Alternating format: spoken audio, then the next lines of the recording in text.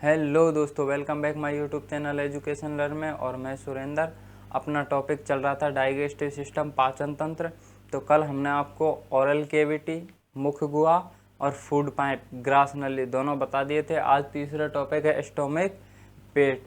तो इसमें खाना 4 घंटे तक रहता है। इसमें स्टोमक आमाशय में खाना 4 घंटे तक रहता है और इसके 3 भाग होते हैं। कितने? 3 भाग होते हैं। पहला है कार्डियक, ये वाला। 3 भाग हैं। पहला ये, सेकंड ये, थर्ड ये। तो पहला है कार्डियक। तो यहां से फूड पाइप से खाना बॉलस बन के जब यहां आएगा इसके अंदर, तो यहां पर HCl स्रावित होता है। क्या? HCl, हाइड्रोक्लोरिक अम्ल, HCl एसिड यहां पर बॉलस रूपी ग्लास में, बॉलस रूपी निवाले में उस खाने के अंदर HCl, हाइड्रोक्लोरिक अम्ल मिक्स हो जाता है। और ये HCl क्या काम करता है कि खाने को तोड़ता है टुकड़ों में, ताकि और अच्छे से पाचन हो जाए। और इसके अंदर जो भी जीवाणु, लाइसोसोम जिनको नहीं मार सकता, जो जीवाणु आ जाते हैं उनको मारने का काम HCl करता है। जो लिखा हुआ है कि ये सबसे ऊपरी भाग है, सबसे फर्स्ट पढ़ रहा है इसलिए ऊपरी भाग HCl का निर्माण करता है।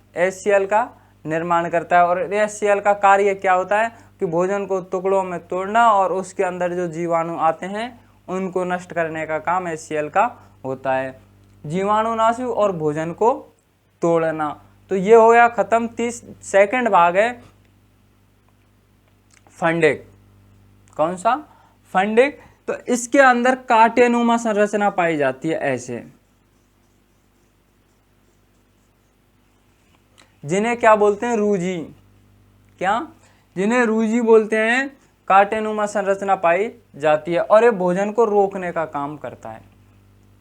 भाई खाने को रोकेंगे नहीं तो यहां से आया सीधा फिसल के छोटी आंत में, तो ये खाने को रोकने का काम भी करता है। और ये जो कांटेनुमा संरचना पाई जाती है इसे रूजी बोलते हैं। क्या बोलते हैं? रूजी। तो जब अपन, जैसे कभी कभी अपन खाली पेट होता है और भूख लगी होती है स्पीड सी में, तो कहते हैं ना कि चूहे कूद रहे पेट में, तो वो चूहे, यही इन्हीं की वजह से चूहे कूदते हैं। कूदने का मतलब ये है कि ये खड़े हो जाते हैं और चुभने लग जाते हैं, पेट के अंदर चुभने लग जाते हैं, जिसे कहते हैं चूहे कूद रहे हैं।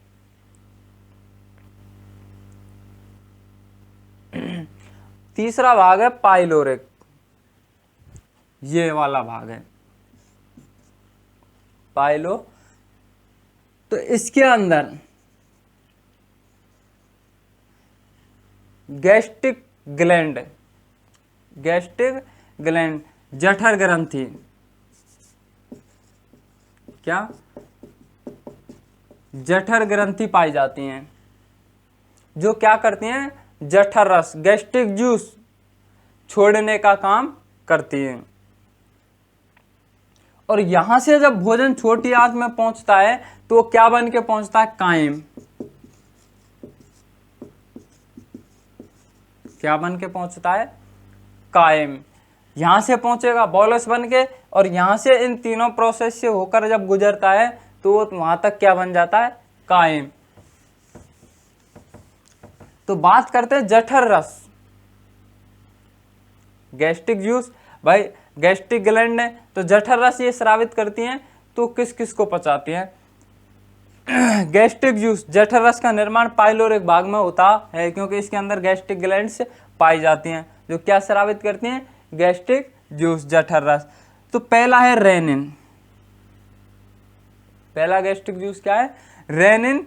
तो वो किसको पचा देगा? दूध को किस में बदल देगा? दही में। और दूध में दही में कैसे बदल देता है, जैसे आपने कभी एग्जाम्पल के रूप में कभी छोटे बच्चे को जब दूध पिलाया जाता है तो जैसे वॉमिटिंग करता है दूध पीने के बाद में 2-5-10 मिनट बाद में, जैसे वो वापस वॉमिटिंग करता है तो दूध की जगह क्या आता है, दही वापस आता है। तो दही वापस कैसे आता है कि यहाँ रेनिन के यहाँ पे पहुँचा खाना, यहाँ जब खाना पहुँच जाता है, दूध है जब इस जगह पहुँच जाता है तो और दूध को दही में परिवर्तित कर देता है। रेनिन गैस्ट्रिक जूस जो निकलता है वो दूध को दही में चेंज कर देता है। बात करते हैं पेप्सिन सेकंड, तो पेप्सिन प्रोटीन को पेप्टोन में बदल देता है। पेप्सिन प्रोटीन को पेप्टोन में बदल देता है। अब बात करते हैं थोड़ा सा कि जब शादी ब्याह में अपन जाते हैं तो अक्सर लेडीज हैं क्या करती हैं कि खाने के लिए जैसे मोमोज वगैरह मिल गए या फिर चाट वगैरह बढ़िया मिला, खूब दबा के खाते हैं। भाई खूब पता है माल पराया है, पेट पराया नहीं है, माल पराया है, लेकिन वो क्या करते हैं खूब दबा के खा लेते हैं। और दबा के खाने के बाद में HCl, अपन जितना खाना खाएंगे उतना HCl स्रावित होगा, जितना खाना खाएंगे। तो अगर HCl की मात्रा जब बढ़ जाती है, खाना खूब दबा के खाया तो HCl निकला खूब जबरदस्त, और HCl जब निकला तो हमें हो जाती है एसिडिटी, जिसे हम गैस बोलते हैं ग्रामीण भाषा में, एसिडिटी। और एसिडिटी जब हो जाती है तो इसको रोकने के लिए क्या करते हैं, डॉक्टर के पास जब हम जाते हैं तो मिल्क ऑफ मैग्नीशिया क्या देता है, मिल्क ऑफ मैग्नीशिया MgOH का होल ट्वाइस, MgOH का होल ट्वाइस, जिसे अपन कहते हैं इनो, देता है, जो क्या होता है क्षारीय। क्या होता है क्षारीय। जैसे अपन कभी खूब ठंडा ठंडा पिए, कुछ खीर वगैरह गरम खाई या फिर कोई ठंडा वगैरह पिया, और उसको पीने के बाद में जस्ट जैसे हमें वॉमिटिंग आती है तो नाक मुंह से एकदम बहुत ज़बरदस्त गर्म वो निकलती है। वो क्यों निकलती है, वो इसी HCl की वजह से निकलती है, क्योंकि उसको पचाने के HCl अधिक निकलेगा, और HCl जब अधिक निकलेगा तो इसकी जब मात्रा बढ़ेगी तो निकलेगा। तो HCl हाइड्रोक्लोरिक एसिड। तो बात ये करते हैं भाई जब ये इतना खतरनाक है तो ये इसको डैमेज क्यों नहीं करता। भाई HCl हाइड्रोक्लोरिक एसिड जब इतना खतरनाक है तो ये फिर इसको, इस भित्ति को क्यों नहीं नुकसान पहुंचाता, इसको भी तो फाड़ सकता है। तो ये जो भित्ति बनी होती है ये म्यूकोसा, किसकी,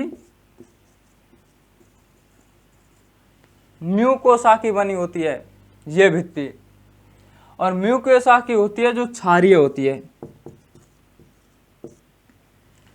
और आपको पता है ये एसिड ये क्षार, ये अम्ल ये क्षार, तो जब ये दोनों आपस में रिएक्शन करते हैं तो न्यूट्रल हो जाते हैं। क्या हो जाते हैं, न्यूट्रल, उदासीन हो जाते हैं, जिसकी वजह से इसको कोई हानि नहीं पहुंच पाती है।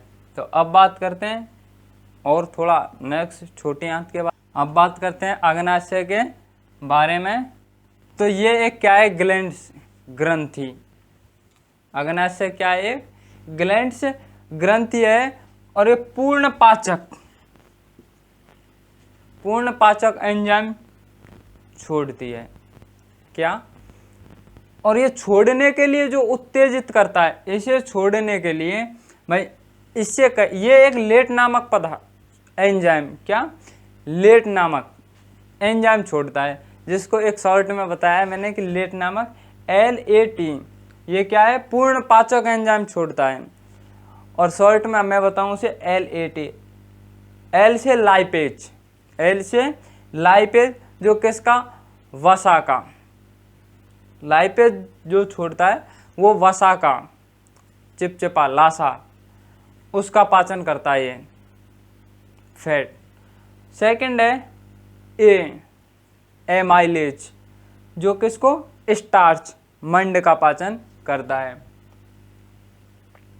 तीसरा है ट्रिप्सिन, जो आपको पता है कि यहाँ पे जब प्रोटीन को पाचन हुआ तब वो किस में बदला था, किस में बदला था, पेप्टोन में। और यहाँ जब पेप्टोन में बदल गया तो यहाँ से प्रोटीन आएगी, वो पेप्टोन आएगी। तो पेप्टोन को पचाने के लिए ट्रिप्सिन कार्य करता है, जिसे किस में बदल देता है, पेप्टाइड में। लाइपेज से निकलेगा फैट, लासा वसा को पचाने के लिए। ए से फिर एमाइलेज निकलेगा, स्टार्च, मंड का पाचन करने के लिए। टी ट्रिप्सन, जो प्रोटीन को पेप्टोन से वहाँ से आता है ये बन के, वो किस में बदल देता है, पेप्टाइड में। और इसको ये तीनों ट्रिप्सिन, एमाइलेज और लाइपेज, इसको छोड़ने के लिए जो उत्तेजित करता है वो है सेक्रेटिन।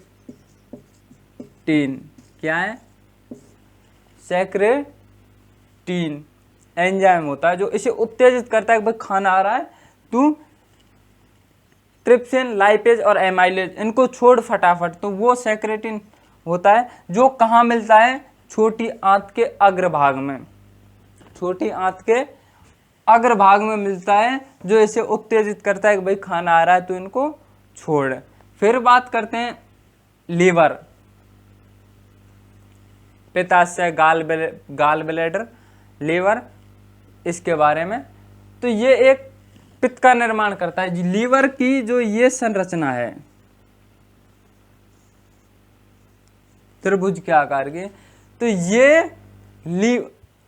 पित्त का निर्माण करता है।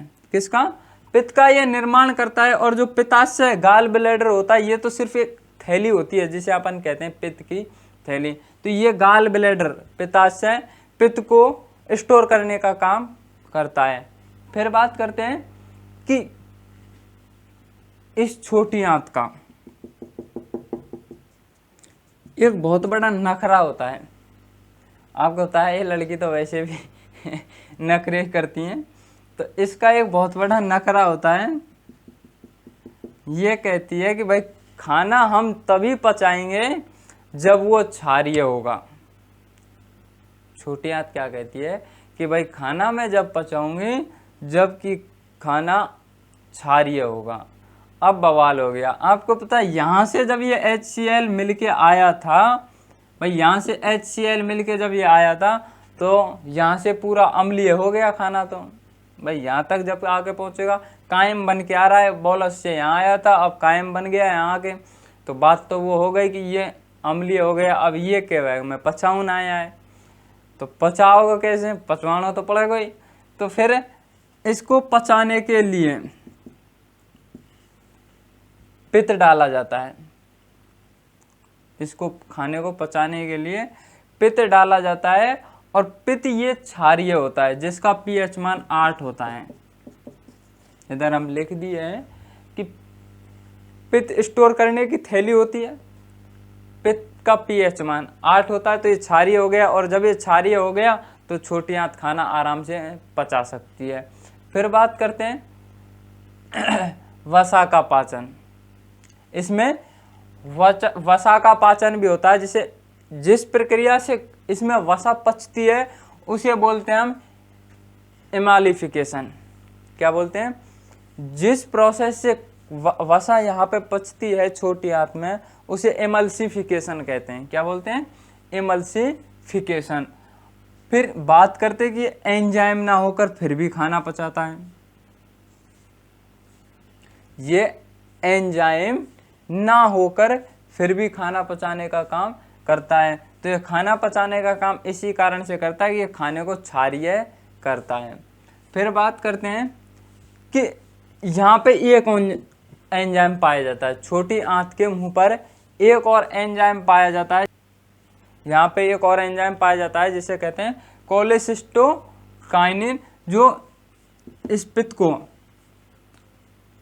लीवर को उत्तेजित करता है कि भाई खाना आ रहा है और इसे क्षारीय करना है तो तू डाल।